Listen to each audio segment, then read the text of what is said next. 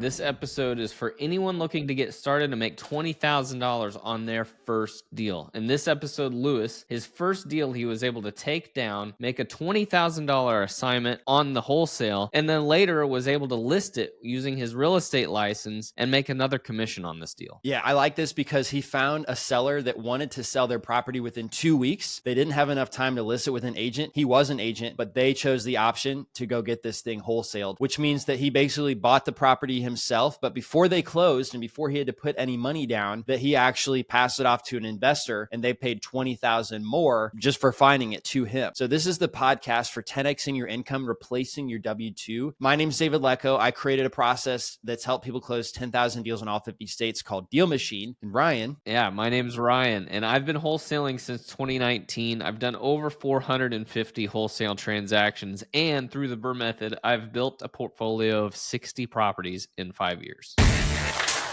Well, Luis, right? You actually, Lewis. Yeah. You posted a successful deal that you did in the DealMachine Facebook group, right? Yeah. Yep. And was that your first deal or was that your second deal? So that was actually the first deal. And before hopping on here, I was actually looking up like a spreadsheet that we had to see how many houses we put in. Oh, awesome. What was it?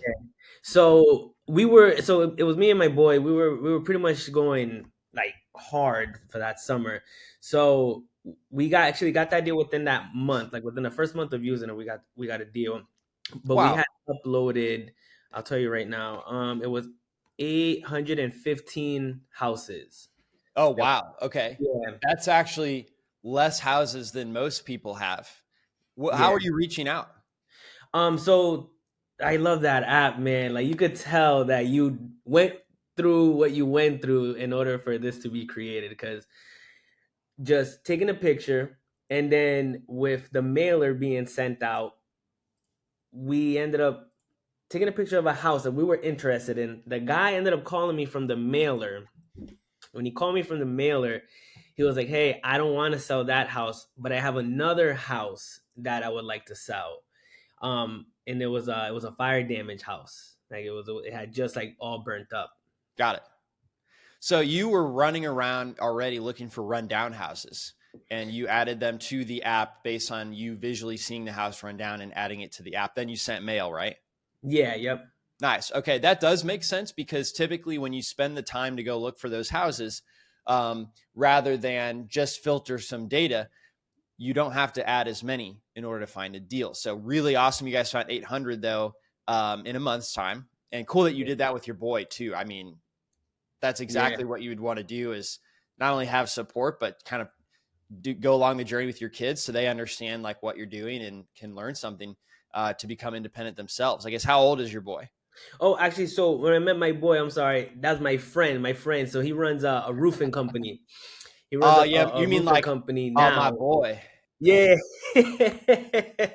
I got two little boys though. I do got two little boys, and they see the hustle all the time.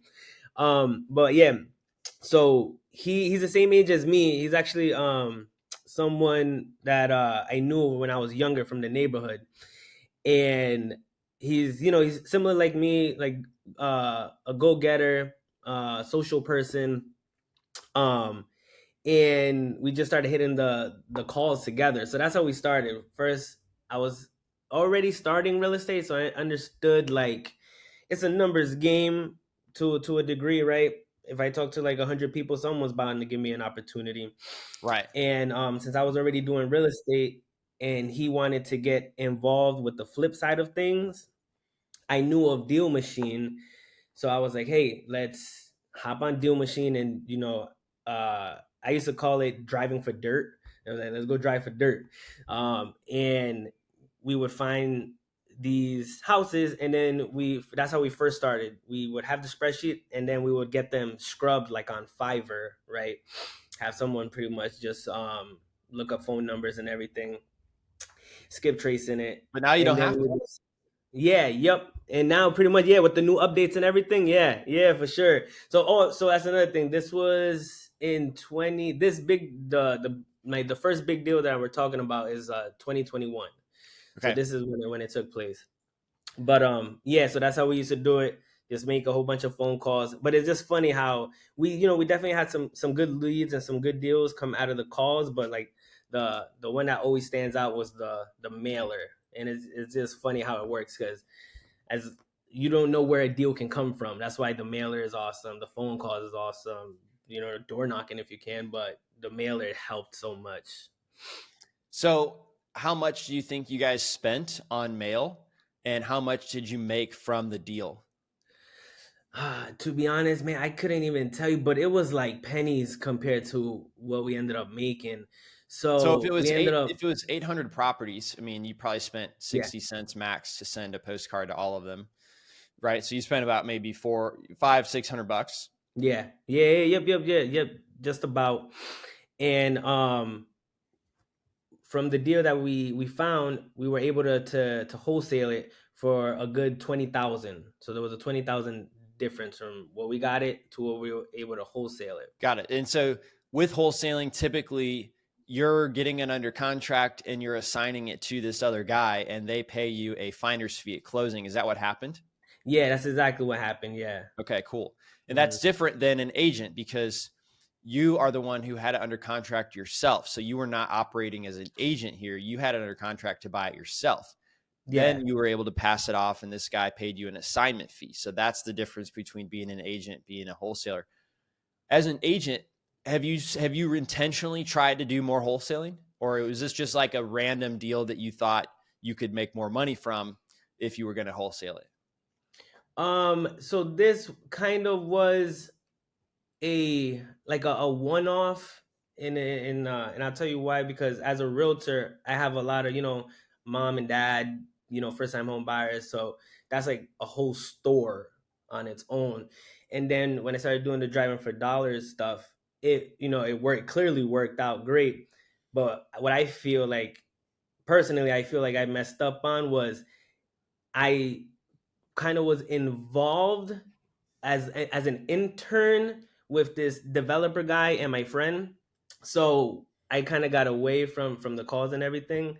But I wish I had pretty much just stayed on track with continuing to make more calls and everything, because getting involved with the flip and everything kind of distracted from like future deals coming out of this. So it kind of ended up just being a one-off thing.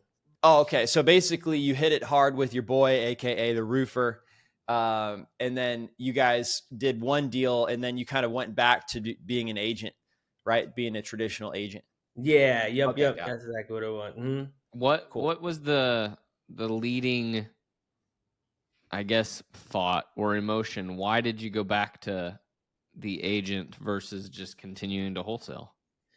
It was my customer service started to fall off when I was going all in with driving. So that's pretty much what it was. And I have a pretty solid business when it comes to just being like a regular realtor, first time Yeah. home buyers. So when I started focusing a lot on this, the driving, and then following up and things like that, just my schedule Started wasn't like, dropping stuff.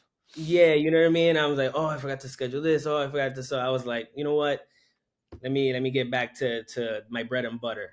Yeah, if you want to be a good agent, you have to kind of go when the client says, "I want something." Mm. Yeah, kind of. Yeah. So you really get pulled in. If that sacrifices, then you're not perceived and probably aren't doing as good of a job as an agent. Yeah. So that was pretty much the reason why. Okay, got it.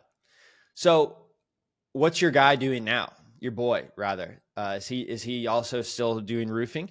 So yeah, so he is. So we started with that. So that deal kind of opened him up to like the world of real estate.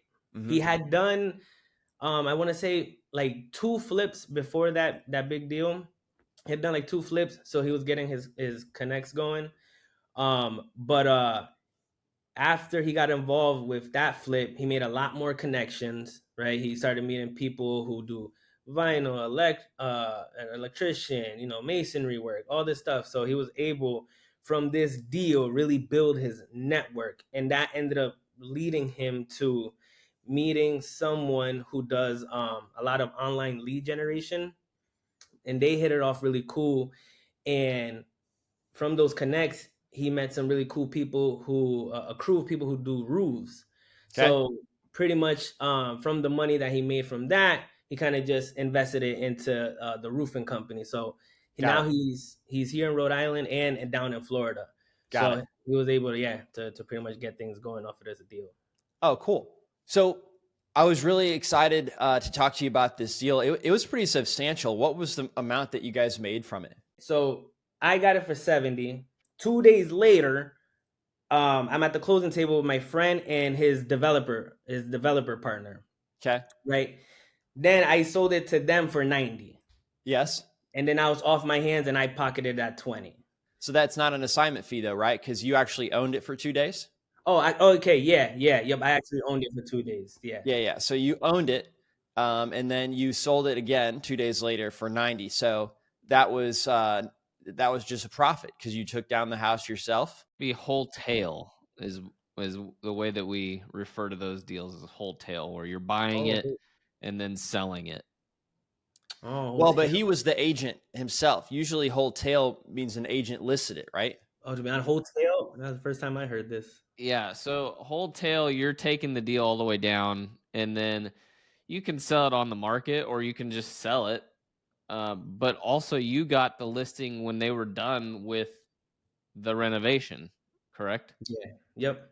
So you kind of double dipped, not double dipped in a bad way, but you got paid twice on one deal. Yeah.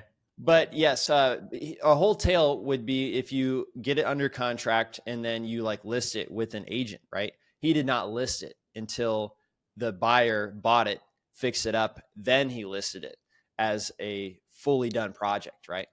Yeah. So this is a really cool app for even realtors. You know what I mean? It doesn't have to be just like your regular wholesaler. Like as a realtor, like my example, you were able to sell it and like you said, double dip.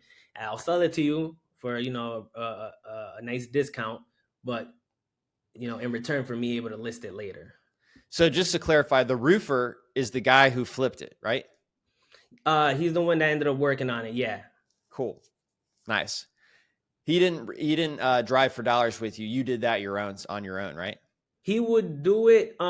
Actually, the reason why we were able to get 800 is because we were both doing it. It was pretty much like, hey, you hit this side Okay. of town, and I'll hit this side of town, and then we were pretty much doing that.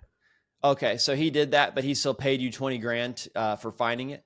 Yeah, yep. Because I was doing the skip tracing, the calling, and everything. Nice. Yeah, that makes sense. Yeah. Mm-hmm. All right, cool. So, all right, good story, good 20 grand, and it sounds like he made more money as well. And you made, how much did you make on the commission for selling the deal? Standard 3% when he finished flipping it. Yeah, it was roughly, I remember my check was about 12, I want to say. Okay. It was about 12. And but yeah, after they ended up selling it, so they bought it for the 90, they put like 130 into it, and then they ended up selling it for like I gotta check, but it was like 450 or 470. It was around that range. But no, yeah, they pretty much had a really good payday after that. Okay, got it. So on this deal, how did you decide to buy it yourself versus actually list it as a realtor when you were talking with the original seller who lived in Boston? I didn't because of the database of cash buyers that I've already built, that I know that if I get this and set, it's just a lot easier. It's so much easier and probably a bigger spread, right? Like you would have made less if you were listing it on the MLS versus Yeah, just taking it down exactly. and selling it. If I listed it for what he said 70, and let's say I made 3%. So did he know that you were an agent? Yeah, yep. He was actually an agent. He held his license. Well, so that's what I'm asking is like, why did he have you buy it yourself rather than list it for him? Well, I told him that we can close like within that was the thing. I was like, we can close within 2 weeks. Cause him being a realtor, he mentioned that. He was like, oh, I could list this. And that was like kind of one of his threats, where he was like, if we don't close on time, then I'll just list it myself. Mm-hmm. So that was pretty much the biggest reason. He could have listed it himself. Yeah, So that's what I why. wanted to ask for, because a lot of people don't understand that agents and wholesalers, they're not competing for the same deals. And in your case, he didn't want to list it with an agent because he wanted it closed within 2 weeks. And if you list it with an agent, you couldn't do that. So I wanted to point that out and bring that to light in this episode. Gotcha. Where are you going to go from here? Are you going to continue on as an agent, or are you going to be continuing to wholesale? So the agent is pretty much my bread and butter, and I've been doing this for 6 years now. So I get a lot of referral business. So it's just hard to make time to do the driving for dollars, but it is a helpful app just because I'm always driving around. And so taking pictures, it's pretty easy. You know what I mean? It's like, name of the game is it's a contact sport. So I would love to get back on it and just use it for kind of like my day to day. Well, if there's anything I can do to help you do that, let me know. Where could people find you on social media? Also, I'm on Instagram is pretty much where I post all the time. It's Looney Lou 401. So that's LOONEYLU 401. And I'm always posting in my story. Yeah, that's pretty much the best way to reach out to me here in Rhode Island. Awesome. Well, thanks for joining in from Rhode Island. Really appreciate it, Lewis, and hope you have a good rest of your day. All right, you too. Thank you, guys. Thank you for your You time. bet. Thanks for listening to the DealMachine Real Estate Investing Podcast. Please leave us a review and follow along wherever you're listening to your podcast.